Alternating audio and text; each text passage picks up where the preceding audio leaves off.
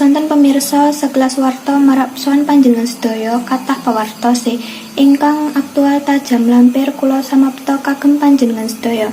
Kaliyan kula Nia Yahya badhe maos pawarta banjir ing Cianjur Sukamaju 13 Januari 2017. Kalih rencang sik sampun teng lokasi. Sugeng wonten kados pundi kahananipun banjir ing Sukamaju Cianjur? Nggih sugeng sonten ya saking pripun ingkang kala wau sampun sebataken sampeyan ugi tinggal leres wonten ing kula punika inggih menika lepen ingkang damel beno ingkang wonten ing kawasan Warung Kiara Sukamaju Cianjur. Senajan ora ana korban jiwa jero musibah kasebut, kerugian ditaksir duwe aji 20 yuta luwih. Para korban saiki ngarep-ngarep cepet ana panangan infrastruktur panggon panguwawa lemah ning bantaran kali Cisrua sing budhak.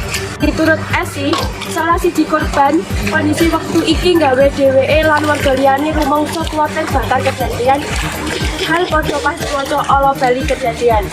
Bondo lan barang duwene lan warga liya sing dadi korban banjir enteng kegawa arus amarga derese kali sing banjir.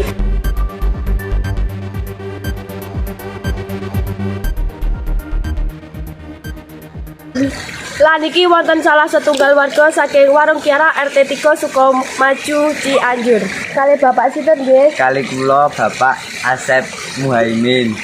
Nggih Pak Asep, napa mawon kerugian akibat bencana banjir menika, Pak?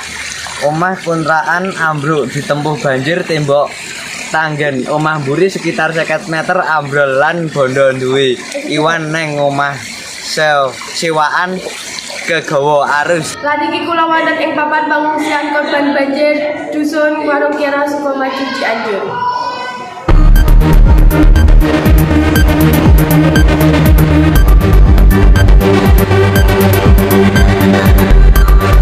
Lan kula badhe mewawancarai salah setunggal warga ingkang wonten pengungsian.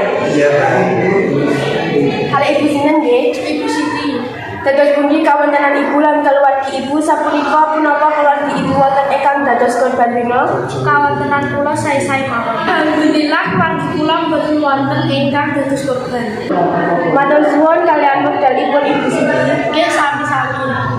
Nggih niku wau pawarta saking kula ing panggon pengungsian lan kula wangsulaken ing rencang kula Niha. Mekaten pawarta ing dina iki lan matur nuwun.